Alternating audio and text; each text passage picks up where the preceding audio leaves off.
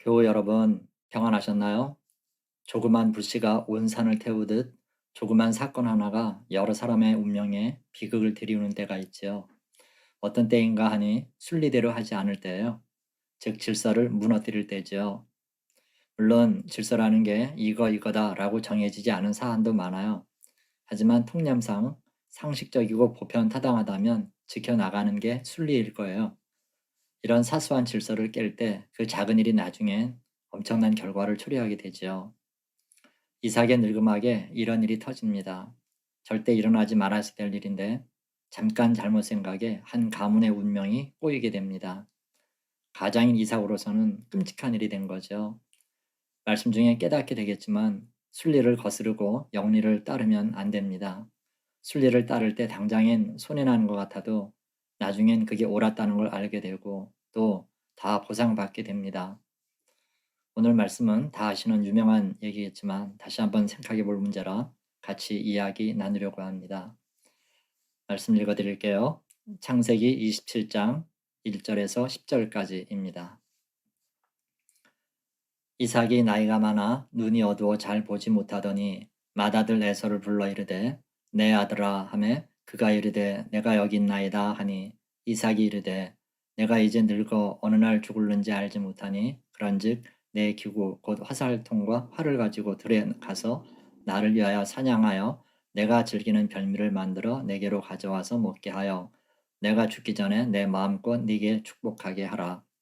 이삭이 그의 아들 에서에게 말할 때 리브가가 들었더니 에서가 사냥하여 오려고 들로 나가매 리브가가 그의 아들 야곱에게 말하이르되 네 아버지가 네 형 에서에게 말씀하시는 것을 내가 들으니 이르시기를 나를 위하여 사냥하여 가져다가 별미를 만들어 내가 먹게 하여 죽기 전에 여호와 앞에서 네게 축복하게 하라 하셨으니 그런즉 내 아들아 내 말을 따라 내가 네게 명하는 대로 염소떼에 가서 거기서 좋은 염소 새끼 2마리를 내게로 가져오면 내가 그것으로 내 아버지를 위하여 그가 즐기시는 별미를 만들리니 네가 그것을 내 아버지께 가져다 드려서 그가 죽기 전에 내게 축복하기 위하여 잡수시게 하라.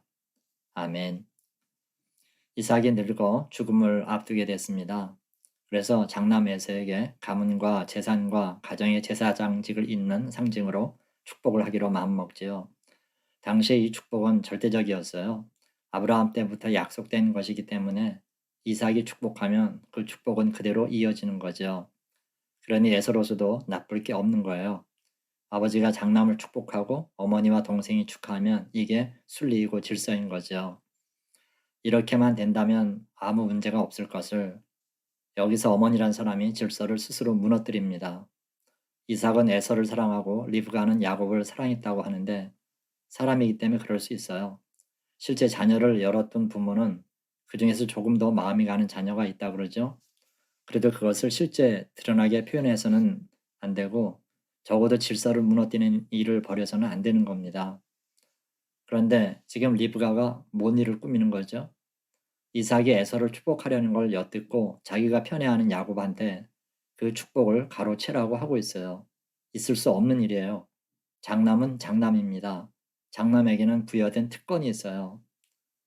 사실 여러분 그 장남은 그런 특권이 있다 하더라도 그 가문 전체를 책임져야 되는 중압감이 있기 때문에 그 축복이 꼭 특권이라 그럴 수도 없어요.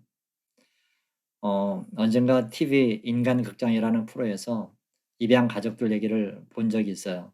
한 편이 아니라 몇 편을 봤는데 얘기가 다 비슷하더라고요. 어떤 부부가 아이를 둘 셋 낳았어요. 그런데 어떤 사명감이 있어서 거기에다 너댓 명 더 입양을 하는 거예요. 그래서 형제가 도합 8구남매 되는 거죠. 거기서 보면 장남 또는 장녀들은 굉장한 부담감을 갖고 있더라고요. 부모야 자기가 좋아서 또는 어떤 사명감으로 대가족을 꾸렸다 하지만 맏이들은 그 부담감이 엄청나는 거예요. 하지만 뭐 부모님이 하시는 일이니 어쩌겠어요. 그런 맏이들의 공통점이 뭔지 아세요? 거의 대학을 못 가더라고요. 엄두를 못 내는 거예요. 맏이들로서는 뭐 막내나 둘째는 거의 아들, 딸 같죠, 느낌상. 이 부모 두 사람의 힘으로는 뭐 살림이든 가게든 꾸려나가는 게 벅찬 거예요.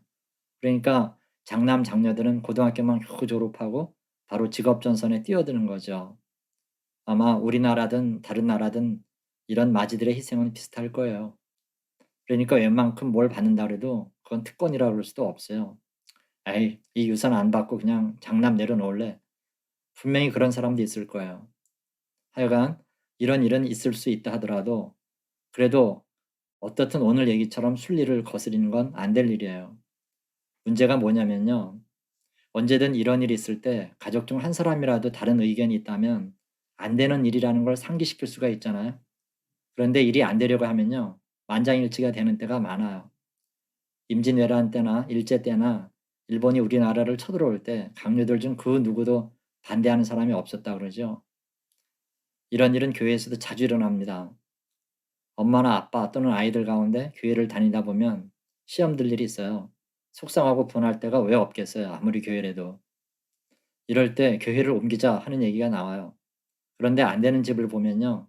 어떤지 아세요? 아들 둘, 딸 둘에 부모까지 여섯이 있는 집도 그것도 다 성인인데 그 누구도 "이건 아니죠."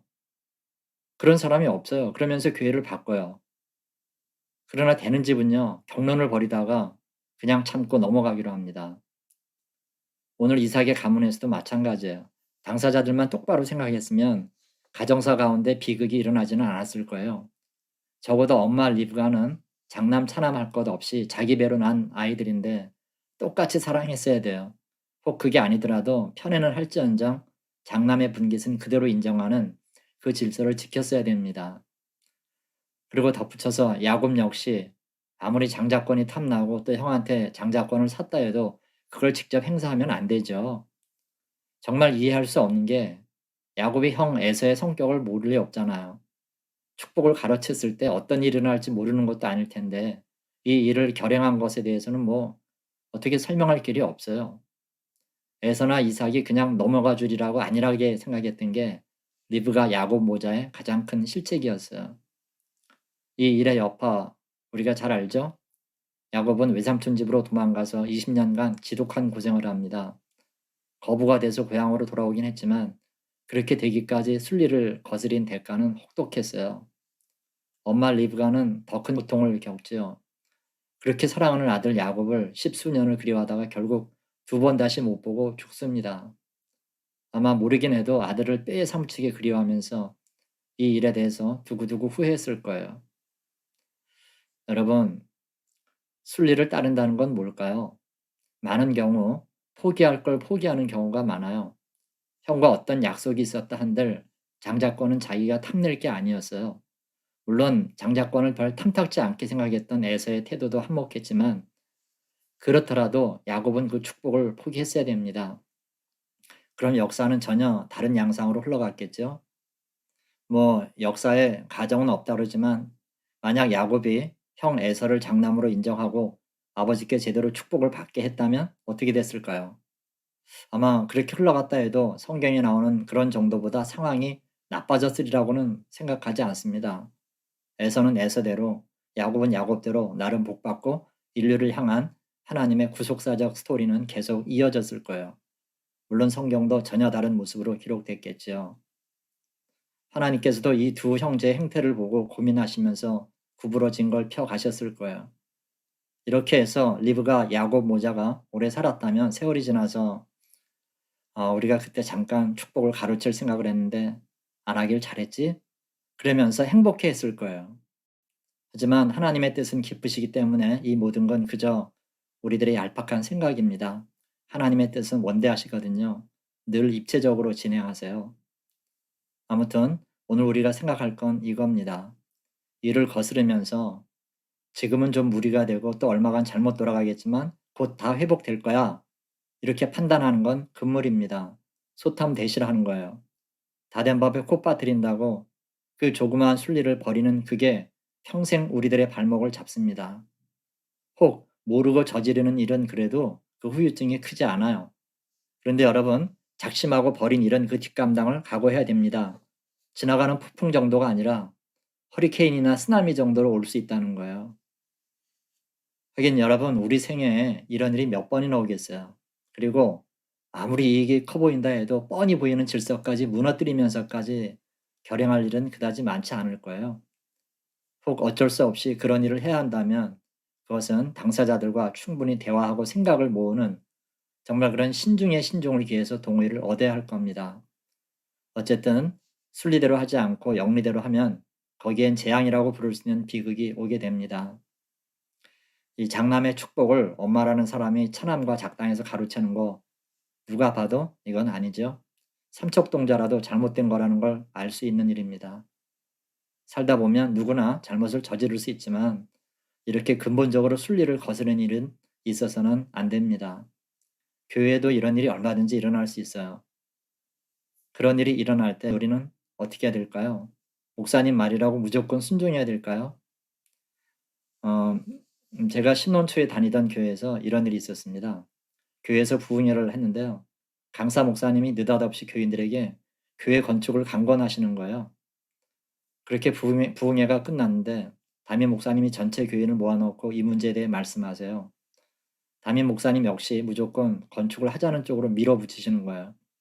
그 전까지 목사님이나 우리 성도들이나 건축의 건자도 꺼내질 않았던 문제거든요. 목사님이 하자고 하시니까 다들 마음은 그게 아니면서 뭐라 다른 말도 못하고 소가리를 하고 있었죠. 그때 어떤 집사님이 일어나서 목사님께 이런 질문을 하더라고요. 건축이란 중차대한 문제를 놓고 목사님은 기도해 보셨냐고요. 아울러 성도들에게도 같은 질문을 하는 거예요. 우리가 이 문제에 대해서 언제 기도해 본 적 있냐고요. 그러면서 건축 아니라 뭐든 우리가 함께 할 일이 있다면 기도부터 하는 게 순리 아니겠냐. 그래요.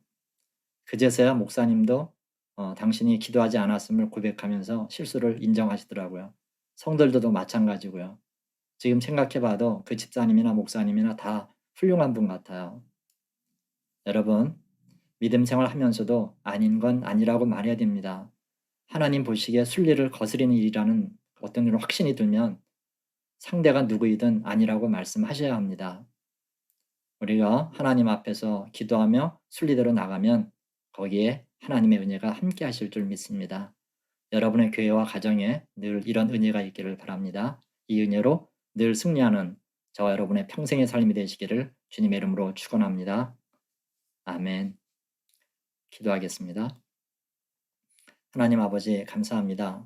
가끔 우리는 하나님께 묻는 것을 생략한 채 우리 일을 할 때가 있습니다. 순리대로 하지 않고 생각에 좋은 대로 했을 때 예기치 못한 역풍이 불어닥친다는 사실을 잊지 않게 해 주옵소서. 할 수 있는 한 질서 가운데서 주님의 뜻을 이뤄나가게 주여 믿음 주옵소서. 꼭 일하는 중에 순리대로 해서 손해나는 것은 우리 주님께서 갚아주신다는 것도 꼭 알게 해 주옵소서. 연약한 저희를 늘 이끄셔서 주님이 인도하시는 무난한 길을 걸어갈 수 있도록 주여 믿음 주시옵소서. 감사하고 예수님 이름으로 기도하옵나이다. 아멘.